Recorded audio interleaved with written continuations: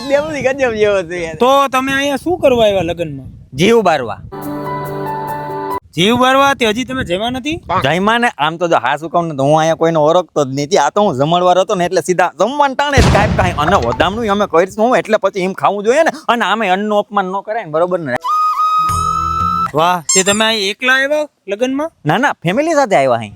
તો અહીં તમારા ફેમિલીમાં કેટલા લોકો સાથે આવ્યા લગ્ન? અહીં અમે 10 જણા આવ્યા અહીં લગ્નમાં. 10 જણા.